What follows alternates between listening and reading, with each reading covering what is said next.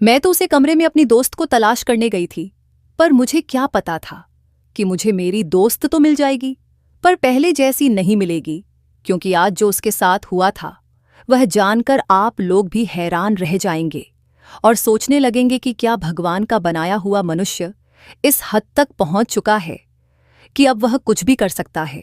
मैं आप लोगों को यह सच्ची कहानी सुनाने से पहले इतना जरूर कहना चाहती हूं कि अब यह समाज समाज नहीं रहा, इसे समाज कहना छोड़ दें। अब यह एक जंगल है और जो यहाँ पर शिकारी नहीं होता है वह यहाँ पर शिकार होता है। और मेरी दोस्त के साथ भी यही हुआ था, क्योंकि वह खुद शिकारी नहीं थी, इसलिए शायद शिकार हो गई। उसका नाम माला था। वह बहुत ही ज्यादा सुंदर और खूबसूरत थी। उसकी बड़ी बड़ी आंखें मुझे बहुत अच्छी लगती थी। उन आंखों में बड़े बड़े ख्वाब भी थे और उम्मीदें भी थीं। वह अपने परिवार वालों के लिए, अपने देश के लिए कुछ करना चाहती थी। हम लोग मेडिकल कॉलेज में पढ़ते थे और डॉक्टर बन रहे थे और हमारे आखिरी दिन थे। इसके बाद हमारी ड्यूटी भी शुरू होने वाली थी।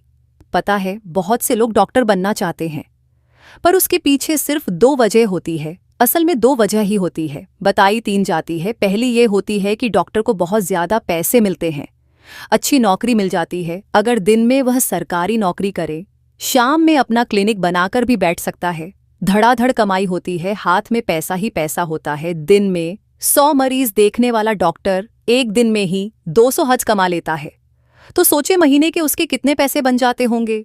दूसरी बात यह कि कहने में अच्छा लगता है कि मैं एक डॉक्टर हूं, या आपके माँ बाप गर्व से ये कह सकते हैं कि हमारी बेटी डॉक्टर है, हमारा बेटा डॉक्टर है। बस इतना सुनकर ही अच्छा रिश्ता मिल जाता है कि लड़का या लड़की डॉक्टर है, और यह समझेंगे इंसान की सारी जिंदगी एक अच्छे रास्ते पर बदल जाती है।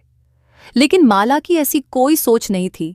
लोग तीसरी वजह बताते हैं कि हम इंसानियत की सेवा करना चाहते हैं, पर ऐसा कुछ नहीं होता। जब आप डॉक्टर बन जाते हो तो आपको सिर्फ अपनी पगार से मतलब होता है। आपके हाथ में अपनी पगार आ जाए, उसके अलावा आपको कुछ नजर नहीं आता है। यहां तक कि कभी कभी डॉक्टर मरीज से भी तंग आ जाता है कि मरीज कैसे सवाल कर रहा है। सरकारी अस्पताल में नौकरी मिल जाए तो बड़ी अच्छी बात होती है, लेकिन सरकारी अस्पताल में सारे अनपढ़ और गरीब लोग आते हैं जिनको ज्यादा बातें भी नहीं आती। वे सवाल भी ज्यादा पूछते हैं। लेकिन माला ऐसी नहीं थी। वह सबका बहुत ख्याल करती थी। लोग नाइट ड्यूटी से दूर भागते थे, लेकिन वह जानबूझकर नाइट ड्यूटी लेती थी। कहती थी कि रात में भी तो मरीजों को किसी की जरूरत हो सकती है। अगर हम सारे ही नाइट ड्यूटी करने से इनकार कर देंगे तो फिर करेगा कौन। यहां तक कि जब उसकी बारी नहीं होती थी और हम कहते थे कि नहीं सर, हम नाइट ड्यूटी नहीं ले सकते तब, और वो खुद ही नाइट ड्यूटी लेकर हम सबको भी बचा लेती थी। हम ऐसे अस्पताल में काम करते थे कि यहाँ पर डॉक्टर बनना भी सिखाया जाता था। लेक्चर होते थे, क्लासेस होती थी, और साथ ही एक अस्पताल भी था, यानी कि लर्निंग हॉस्पिटल था। यहाँ पर हम लोगों ने पढ़ाई की और अब हाउस जॉब के लिए इधर ही हमारी नौकरी लग गई थी। मैं उसको कहती थी कि इतनी ज्यादा अच्छी बनने की जरूरत नहीं है कि लोग तुझे गिलाने वाला समझ के निकाल जाएं, पर वह कहती थी कि मैं बड़ी मुश्किल से डॉक्टर बनी हूं। मेरी माँ ने अपना गहना बेचा है, मेरे बाप ने अपनी छोटी सी गाड़ी बेच दी।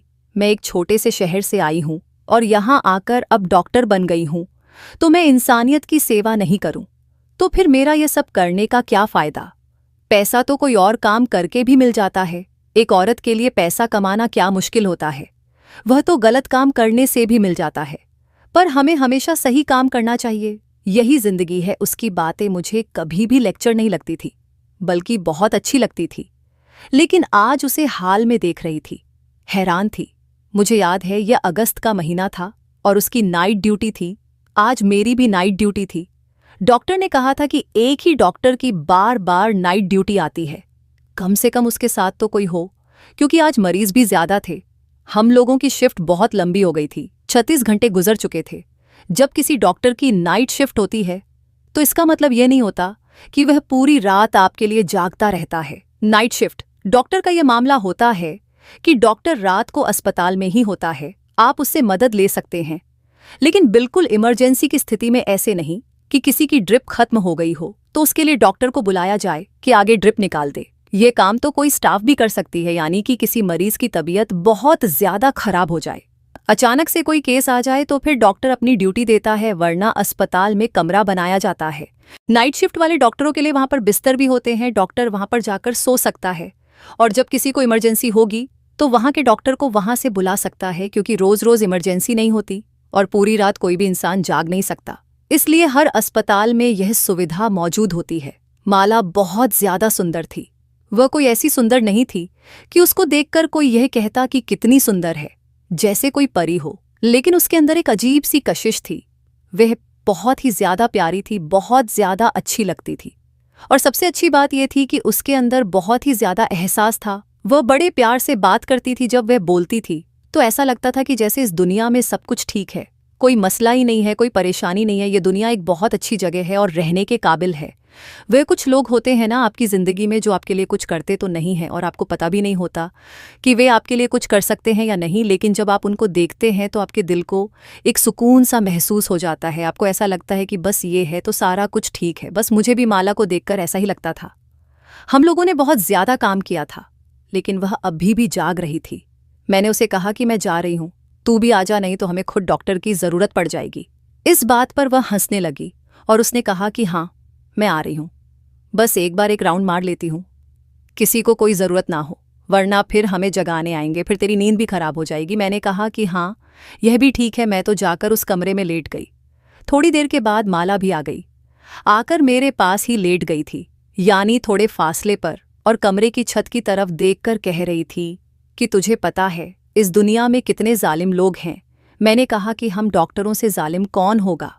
तो उसने कहा कि अरे नहीं, वह बात नहीं है, हमारा काम ऐसा है, लेकिन हमारा मकसद इलाज करना होता है। पर दुनिया में ऐसे ऐसे लोग हैं, ऐसी ऐसी हरकतें हो रही हैं कि मैं तुझे क्या बताऊं। मैंने कहा कि तुझे नक से ये सब कुछ क्यों याद आ गया और क्या हो रहा है? क्या तुझे किसी बात के बारे में पता चला है? क्योंकि मैंने सुना है कि हमारे अस्पताल के बारे में उल्टी सीधी बातें हो रही हैं। उसने कहा कि हाँ, बातें तो हो रही हैं, लेकिन मुझे कुछ पता नहीं है। खैर, मैं कुछ और सोच रही थी बस, ये देखकर कि इस दुनिया में बड़े जुल्म हो रहे हैं। यार, मेरी तो प्रार्थना है कि काश ये दुनिया थोड़ी ज़्यादा रहमदिल होती, हर किसी के लिए, हर लड़की के लिए, हर औरत के लिए, हर इंसान के लिए, तो फिर यह दुनिया रहने के लिए एक अच्छी जगह होती। पर तू खुद बता, आजकल यहाँ हो क्या रहा है? क्या ये दुनिया रहने के काबिल रह गई है?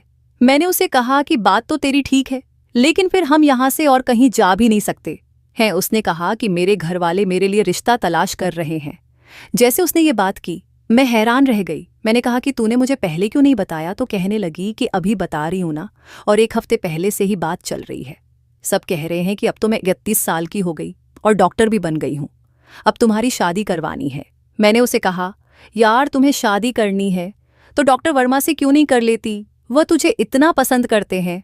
दोनों डॉक्टर होंगे तो एक दूसरे की रूटीन को समझोगे। माला कहने लगी कि यह सारी बातें होती हैं कि 2 लोग एक फील्ड से हो तो एक दूसरे का एहसास करते हैं। अरे, जिसने एहसास करना होता है ना, उसका फील्ड से होना ज़रूरी नहीं होता, वह वैसे ही एहसास कर लेता है। और जिसने एहसास नहीं करना होता, वह चाहे फील्ड का हो जाए, उसको पता हो कि आपकी रूटीन क्या है, वह फिर भी एहसास नहीं करता। मैंने उसे कहा कि तू बातें बड़ी अच्छी करती है, लेकिन तेरी बातें हमेशा सच होती हैं। ऐसा ही है, पर फिर भी वह आदमी बुरा नहीं है। इस बात पर माला ने कोई जवाब नहीं दिया। डॉक्टर वर्मा हमारे अस्पताल का सबसे सुंदर डॉक्टर था, सारा स्टाफ डॉक्टर। सब उसे देखकर आह भरती थी और कहती थी कि अभी इसकी शादी नहीं हुई है, पता नहीं वह खुशकिस्मत लड़की कौन होगी जिसके साथ इसकी शादी होगी। एक दफा तो माला ने भी कहा था कि देखने में बहुत सुंदर है, लेकिन अभी माला उसके नाम पर ही थोड़ी सी गुस्से में नजर आने लगी और उसने जवाब भी नहीं दिया। हम इसी तरह बातें करते करते थोड़ी देर को सो गए। बीच रात मेरी आंख खुली तो मैंने देखा कि माला अपनी जगह पर नहीं थी। मुझे लगा कि कोई इमरजेंसी हुई होगी तो वह उठकर चली गई होगी। हम डॉक्टर जितना थक के सोते हैं, एक दफा आंख बंद कर ली तो फिर सुबह ही पता चलता है कि अच्छा, सुबह हो गई। ऐसा लगता है कि 4 सेकंड ही सोए हैं। और ऐसी नींद नहीं लोगों को आती है जो बहुत ज्यादा मेहनत करते हैं, और हम भी तो मेहनत का ही काम करते थे। मैंने देखा वो वहां पर नहीं थी। मैं मुंह उस तरफ करके सो गई। थोड़ी देर के बाद जब मैं बाहर निकली, मुझे किसी मरीज ने नहीं बुलाया था। मैं उसका काम करके आसपास देखने लगी कि माला कहाँ गई है, लेकिन वह मुझे कहीं भी नजर नहीं आ रही थी। 2-3 बार ही थी यहाँ पर, जिस तरफ हमारी ड्यूटी होती थी अस्पताल, तो ये बहुत बड़ा था, लेकिन वह इधर नहीं थी। फिर मुझे लगा कि किसी दूसरे हिस्से में गई होगी, क्योंकि अस्पताल बहुत बड़ा था। हो सकता है कुछ चीज खत्म हो गई हो जो लेने के लिए गई हो, या उधर कोई मरीज आया हो। अभी सुबह होने में वक्त था जब मैंने देखा कि साइड पर एक कमरा था जिसका दरवाजा खुला हुआ था। यह कमरा भी हमारे कमरे जैसा ही था। यहाँ पर भी आराम किया जा सकता था, लेकिन इधर जमीन पर सिर्फ एक गद्दा पड़ा था और अस्पताल की कुछ व्हील चेयर और लोहे के बड़े एक साइड पर रखे हुए थे। यह पहले तो कमरा ही था, लेकिन ऐसा ऐसा रूम बनता जा रहा था, क्योंकि जिसका जो दिल करता है वो कूड़ा कबाड़ उठाकर इस कमरे में रख देता था। मैंने सोचा कि इसका दरवाज़ा क्यों खुला हुआ है, और इस तरफ से तो बाहर का रास्ता भी था। लोग आते जाते थे, सुबह हो रही थी। हमारे अस्पताल में एक रूल था कि रात के वक्त अगर किसी मरीज के साथ कोई आदमी आया है तो वह अंदर नहीं रुक सकता था, बल्कि वह बाहर इंतजार करता था। लेकिन जब सुबह के 6 o'clock बजते थे तो सुबह के 6 o'clock से लेकर रात के 9 o'clock बजे तक आदमी लोग भी अंदर आ सकते थे। इसलिए मुझे सोचा कि मुझे यह कमरा बंद कर देना चाहिए, क्योंकि ये ना हो कि इधर से कोई आए और कोई लोहे की चीज उठाकर सीधा ही निकल जाए। किसी को पता भी नहीं चलेगा, क्योंकि कुछ एक हफ्ते से हमारे सारे अस्पताल के सीसीटीवी कैमरों को भी बंद कर दिया गया था, जबकि आज तक ऐसा नहीं हुआ था। बताया यह जा रहा था कि कैमरे खराब हो गए हैं, इसलिए दोबारा से नए लगवाने पड़ेंगे। खराब कैमरे चलाने का कोई फायदा नहीं, इसलिए बंद कर दिए गए हैं। मैं उस कमरे का दरवाज़ा बंद करने लगी थी जब मैंने सामने का मंजर देखा। मुझे कुछ अजीब सा दिखाई दिया। 4 सेकंड में ऐसे खड़ी थी कि जैसे मेरे अंदर सांस नहीं है, और फिर मैंने अपनी पूरी ताकत लगाकर अपने हलक के अंदर से वह चीख निकाली जो मेरे सीने में ही दब के रह गई थी, और मैं बुरी तरह से चिल्लाई। मेरी चीख की आवाज़ सुनकर वहां स्टाफ आने लगा, और जब उन्होंने भी सामने देखा कि यह क्या दृश्य है, तो वह मुझे वहां से दूर ले जाने लगे, जबकि मैं आगे आगे बढ़ने लगी, पर वह मुझे वहां से दूर ले गए। मैं पागलों की तरह चिल्लाई थी, माला माला उठो, माला उठो। मुझे नहीं पता था कि वह जिंदा है या नहीं, लेकिन दूर से देखने से ऐसा लग रहा था कि जैसे वह बेहोश है। मैं खुद डॉक्टर थी। अगर मेरी दोस्त को कुछ होता, मैं क्यों ना उसकी मदद करती, लेकिन इन लोगों ने मुझे मदद भी नहीं करने दी, चेक भी नहीं करने दिया, देखने भी नहीं दिया। बस वही जो मैंने एक नज़र देखा था, उसके बाद ये लोग मुझे वहां से ले गए। मैं बहुत ज़्यादा परेशान थी। उसके बाद मुझे उस तरफ जाने नहीं दिया जा रहा था। सुबह हो गई थी और माला कहीं पर भी नहीं थी, क्योंकि माला शायद अब मुझे कभी दिखाई भी नहीं देती, मुझे कभी नज़र नहीं आती। वह शायद कभी किसी की सहायता ना कर पाती, किसी के जख्मों पर मरहम ना रख पाती, क्योंकि अब वह इस दुनिया में नहीं थी और वह उसी कमरे में ही पड़ी थी। उसके साथ क्या हुआ था यह अभी पता नहीं था, लेकिन उसकी हालत बहुत बुरी थी। उसके शरीर पर कोई कपड़ा नहीं था। मुझे वहां से भगा दिया गया था, और अब मुझे कहा जा रहा था कि तुमने इस मामले में कुछ नहीं बोलना, नहीं तो तुम्हें निकाल देंगे। हमें लगता है कि डॉक्टर माला ने खुदकुशी कर ली है, यानी कि उसने आत्महत्या कर ली है और अपने आप को खत्म कर लिया है। पर ऐसा कैसे हो सकता था? वह इतना बड़ा कदम नहीं उठा सकती थी। वह एक बहुत ही अच्छी और जिंदगी से भरी हुई लड़की थी। वह कभी भी ना उम्मीद की बातें नहीं करती थी। उसकी जिंदगी के कुछ वक्त थे और मुझे रात को बता रही थी कि मेरी शादी होने वाली है, मेरे माँ बाप मेरे लिए रिश्ता देख रहे हैं। ऐसे में वो क्यों अपनी जान को खुद खत्म करेगी? और अगर उसने आत्महत्या की थी तो फिर उसकी ऐसी हालत क्यों थी? मुझे भी सही तरीके से पता नहीं चल रहा था, कोई बता नहीं रहा था। लेकिन थोड़ी देर के बाद एक खबर पूरे अस्पताल में आग की तरह फैल गई और मेरे कानों तक भी पहुंच गई थी। वह खबर ये थी कि डॉक्टर माला के साथ बहुत बुरा हुआ है, और ये बुरा करने वाले कोई 23 से 10 लोग हैं। कहाँ गए हैं किसी को पता नहीं है। डॉक्टर माला इस दुनिया से जा चुकी है, और अस्पताल वाले ये कह रहे हैं कि डॉक्टर माला ने आत्महत्या कर ली है। मेरे दिल पर क्या गुजरी थी मैं जानती थी। मुझे ऐसा लग रहा था कि जैसे जो कुछ माला के साथ हुआ वह माला के साथ नहीं बल्कि मेरे साथ हुआ है। अस्पताल में ऐसे लोग अंदर आ सकते हैं और उसके साथ ये सब कुछ हो सकता है। मुझे भी बुला लिया गया और कहा कि तुमने अपनी ज़ुबान नहीं खोलनी है, तुमने कुछ नहीं देखा, क्योंकि अगर तुमने अपनी ज़ुबान खोली और किसी को भी कुछ बताया तो हमारे अस्पताल की इमेज बहुत ख़राब हो जाएगी। यहाँ पर ना तो कोई पढ़ने के लिए आएगा और ना ही कोई डॉक्टर करेगा। अगर तुमने कोई भी शिकायत करने की कोशिश की, हम तुम्हें इस अस्पताल की नौकरी से निकाल देंगे और तुम्हारे खिलाफ केस बनाएंगे कि तुम अच्छी डॉक्टर नहीं हो, तुम्हारे हाथों में कोई मरीज खत्म हुआ है, फिर तुम्हें किसी और अस्पताल में भी नौकरी नहीं मिलेगी।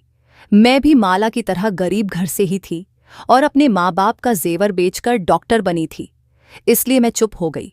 लेकिन मेरा दिल किस कदर परेशान था और कैसे फटा जा रहा था, यह सिर्फ मैं ही जानती थी। जब माला के घर वालों को फोन किया गया तो मैं वहीं पर मौजूद थी। फोन के अंदर से आवाज आ रही थी। जब उनको बताया कि आपकी बेटी नशे में डूबी थी और उसने आत्महत्या कर ली है, उसके बाप ने ऐसी बात की कि मेरी आंखों में आंसू आ गए। उसने कहा कि मेरी वाली माला की बात कर रहे हैं आप। कैसे प्यार से कहा था उसने कि मेरी माला की बात, और उसकी माला भी इस दुनिया में नहीं रही थी। सर ने कहा कि हाँ, उसी की बात कर रहे हैं, उसने आत्महत्या कर ली है। लगता है उसकी जिंदगी में कोई लड़का था कि पीछे उसने ये सब कुछ किया है। आप आ जाएं, उसकी बॉडी कलेक्ट कर लें। और हम लोग मजाक नहीं कर रहे हैं, एक तो फिर आपको ये बात बता रहे हैं कि आपकी बेटी माला शर्मा ने आत्महत्या कर ली है। आप लोग आ जाएं ताकि बाकी की कार्यवाही हो सके और आपकी बेटी को आपके हवाले किया जा सके, नहीं तो पुलिस केस बन जाएगा। मैं तो मां बाप के बारे में सोचकर आज तक दुखी हूँ, जिनको ऐसी खबर मिली जब वह वहां से अपने घर से निकले होंगे। किस तरह निकले होंगे? क्या वह रो रहे होंगे? क्या एक दूसरे से ये बात कर रहे होंगे कि पता नहीं सच है या झूठ? अपनी बेटी को बार बार नंबर मिला रहे होंगे, लेकिन उसका फोन बंद जा रहा होगा। फिर इतना लंबा सफर करके बोलो यहां पहुंचे, तो अस्पताल वालों ने बॉडी देने से इनकार कर दिया और कहा कि अभी कुछ बातें हैं जो हम देख रहे हैं। उन्होंने यह तो बता दिया था कि माला इस दुनिया में नहीं है, और एक नज़र माला को दिखाया भी था। उसके माँ बाप की हालत बहुत अजीब थी। दोनों ही बूढ़े थे, उनकी एक ही बेटी थी और उसके 2 भाई और भी थे। हालत बड़ी खराब थी दोनों की। मुझे उसकी माँ जानती थी, मेरे से पूछने लगी। मुझे जो पता था मैंने बता दिया, और यह भी बताया कि अस्पताल वाले मुझे भी धमका रहे हैं, कहते हैं कि आपको नौकरी से निकाल देंगे। उन्होंने कहा कि तुम FIR नहीं करो, हम तुम्हारा नाम कहीं भी नहीं लेंगे। मैं उनको कैसे तसल्ली देती? 3 घंटे का इंतजार करवाने के बाद उन्होंने माला को उसके माँ बाप के हवाले किया और वह वहां से उसे ले गए। पोस्टमार्टम भी करवाया गया था। पोस्टमार्टम की रिपोर्ट ऐसी थी कि देखकर आंखों में आंसू आ जाते थे। जिसको भी इस बारे में पता चलता वह हैरान रह जाता था। उसके बाद मैं वापस अपने घर आ गई। मुझे भी बड़ी मुश्किल से छोड़ा था। बार बार मुझे कह रहे थे किसी को कुछ बताना नहीं, और मेरा जो फाइनल बयान लिखवाया था उसमें मुझसे ये लिखवाया गया था कि मुझे कुछ नहीं पता, मैं तो सो रही थी। माला भी कमरे में सो रही थी, लेकिन सोने से पहले वह यह कह रही थी कि मैं आत्महत्या करना चाहती हूँ। जब मैंने पूछा तो उसने बताया नहीं कि वजह क्या है, और उसके बाद जब मैं सुबह उठी तो वह आत्महत्या कर चुकी थी और मैंने उसे कुछ ऐसी हालत में देखा था। मुझसे यह बयान ले लिया गया और मैंने भी दे दिया, क्योंकि मैं भी अपने माँ बाप की इकलौती बेटी थी। क्या मैंने अपनी दोस्त के साथ गद्दारी की थी? शायद हाँ। मेरे दिल पर 2 बोझ थे। एक तो ये कि मेरी दोस्त इस दुनिया से चली गई, वह भी ऐसे बुरे तरीके से, और दूसरा बोझ जो मेरे दिल पर था वह यह था कि मैं उसके लिए कुछ कर नहीं सकी। उल्टा मुझे अपना बयान भी बदलना पड़ा। कैसा जमाना था। मैं घर आ गई, लेकिन शाम तक यह देखकर हैरान रह गई थी कि माला के लिए पूरा शहर निकल आया था। सब लोगों को बात का पता चल गया था। बात बाहर कैसे निकली यह कोई नहीं जानता है। यहां तक कि तस्वीरें और वीडियो भी वायरल हो गई थी। माला इस दुनिया से चली गई, उसकी अंतिम घड़ी भी गुजर गई, लेकिन अब सब लोग उसके लिए इंसाफ मांगने के लिए सड़कों पर निकल आए थे। अभी भी पता नहीं चल रहा था कि यह सब कुछ क्यों हुआ था।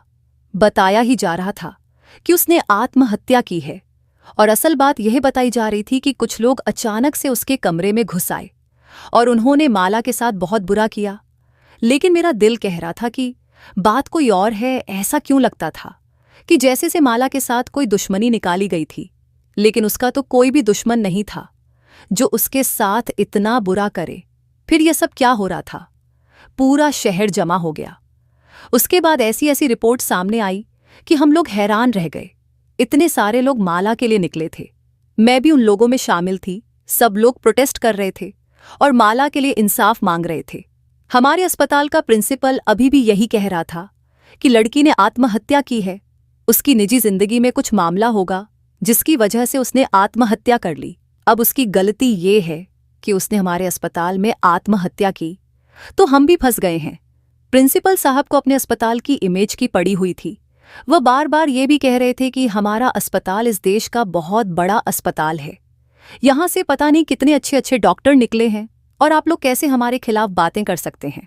मैं ऐसा नहीं होने दूंगा। आत्महत्या करना किसी भी व्यक्ति की अपनी मर्जी होती है। कोई उसे ना तो करवाता है, ना वह किसी की बातों में आकर करता है, बल्कि वह यह काम खुद ही करता है। और ये बात आप लोगों को भी पता है। अब कोई ऐसा करता है तो इसमें अस्पताल वालों का क्या कसूर है। उन्होंने एक ही सबक याद किया हुआ था, जिसको वह किसी रोबोट की तरह सब लोगों को सुनाते फिर रहे थे। अपने अस्पताल को बचाने के लिए बार बार ये कह रहे थे कि लड़की ने आत्महत्या की है, जबकि पोस्टमार्टम रिपोर्ट में साफ लिखा हुआ आया था कि आत्महत्या का मामला था ही नहीं कुछ दिन, और इसी तरह गुजर गए।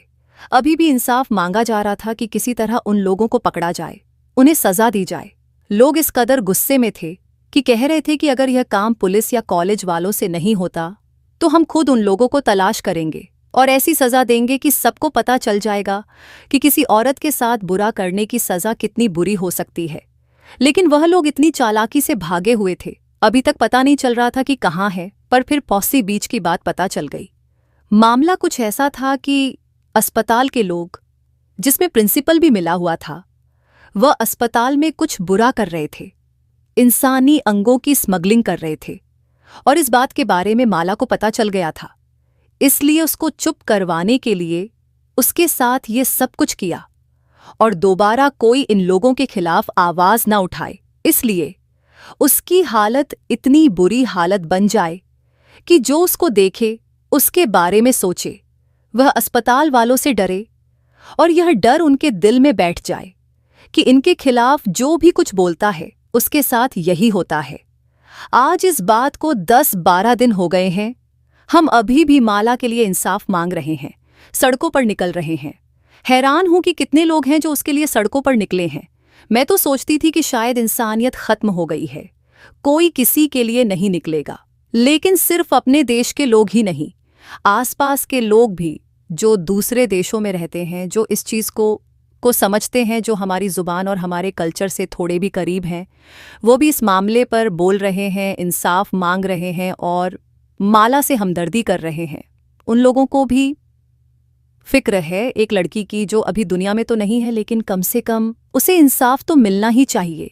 मेरे दिल पर भी एक बोझ है। मैं इस बोझ को कम करने के लिए ही यह कहानी किसी तरह आप लोगों तक पहुंचा रही हूं, क्योंकि सब लोगों को असल बात का पता होना चाहिए, ताकि लोग उसकी मदद करने के लिए बाहर निकलें और सब मिलकर आवाज उठाएं ताकि कुछ ना कुछ हो जाए। माला एक छोटे से परिवार, एक छोटे से शहर से थी, जहां से किसी आम लड़की का डॉक्टर बनकर निकलना कोई आसान या आम बात नहीं होती है।